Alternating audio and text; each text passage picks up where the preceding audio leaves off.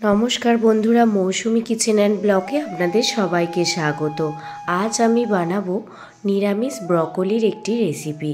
তার জন্য দেখুন এখানে ব্রকলি কেটে নিয়েছি আলু আর মটরশুঁটি। এই তিনটে উপকরণ দিয়েই আজ একটি নিরামিষ রেসিপি আপনাদের সাথে শেয়ার করব।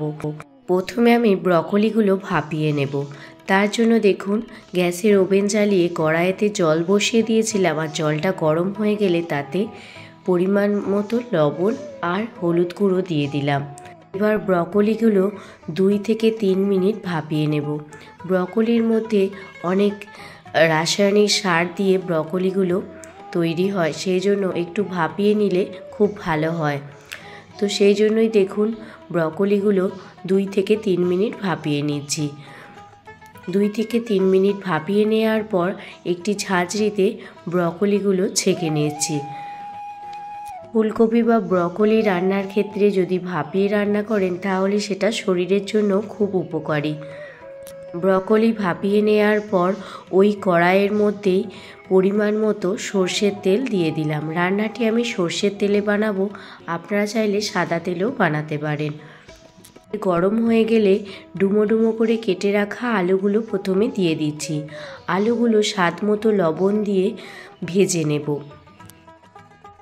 এবার আমি একটি মশলা বানিয়ে নেব। তার জন্য মিক্সার গ্রাইন্ডারের পাত্রের মধ্যে একটি টমেটো, 2-4টে আদা কুচি আর 2টো কাঁচা পাকা লঙ্কা, 1 চামচ জিরে আর দিয়ে দিচ্ছি 1/2 চামচ পরিমাণে রাঁধুনি। এই রাঁধুনি দিয়ে দেওয়ার ফলে এই রান্নাটির টেস্ট খুবই ভালো হয়। এবার সামান্য পরিমাণ জল দিয়ে দেখুন একটি স্মুথ পেস্ট বানিয়ে নিয়েছি। এদিকে আলুগুলো ভাজা হয়ে গেছে, আলুগুলো একটি প্লেটে উঠিয়ে নিচ্ছি।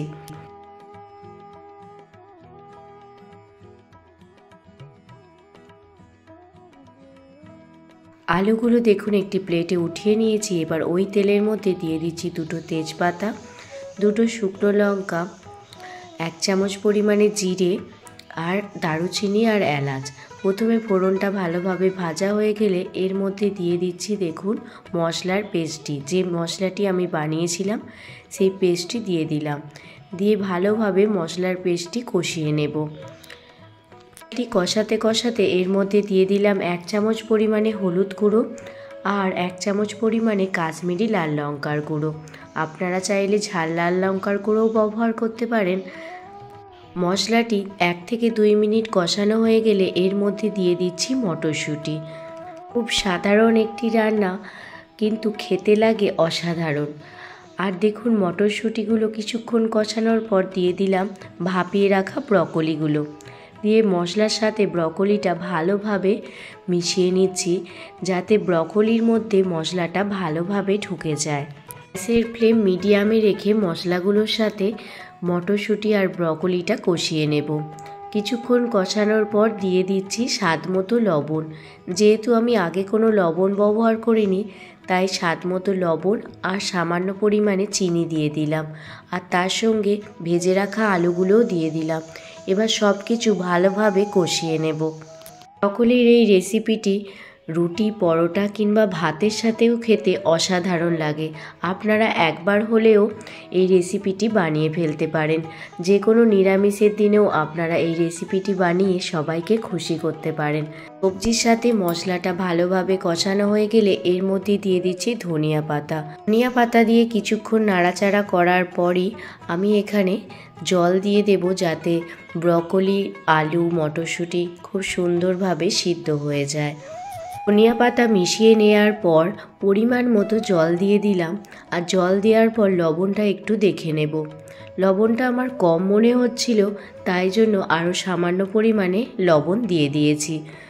এবার ঢাকনা দিয়ে 10 থেকে 15 মিনিট ঢেকে রেখে দেব, যাতে সবজিগুলো খুব ভালোভাবে সিদ্ধ হয়ে যায়। 10 মিনিট পর ফিরে এসেছি। দেখুন জল অনেকটাই কমে গেছে আর সবজিগুলো খুব সুন্দরভাবে সিদ্ধ হয়ে গেছে। ব্রকলি রেসিপিটি একদমই রেডি হয়ে গেছে। তো কোনো নতুন বন্ধু যদি এই রেসিপিটি দেখে থাকেন আর যদি আপনাদের ভালো লেগে থাকে, প্লিজ একটি লাইক, কমেন্ট এবং সাবস্ক্রাইব করে দেওয়ার অনুরোধ রইল। আর পুরনো বন্ধুদের জানাই অনেক অনেক ভালোবাসা এতটা পাশে থাকার জন্য। শরীর অসুস্থ থাকায় ঠিক মতো এডিট করে উঠতে পারছি না, আর গলাতেও ইনফেকশান হয়েছে, সেই জন্য ঠিক করে ভয়েসও দিতে পারছি না।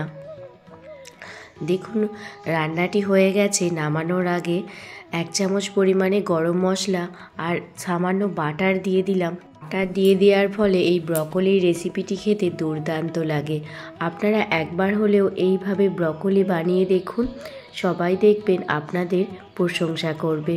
তো আজকের রেসিপিটি যদি ভালো লেগে থাকে প্লিজ একটি লাইক, কমেন্ট, শেয়ার করে আমার পাশে থাকবেন। ভালো থাকবেন, সুস্থ থাকবেন, সাবধানে থাকবেন। আবারও কোনো দিন অন্য কোনো রেসিপি ভিডিও নিয়ে আপনাদের সামনে হাজির হব।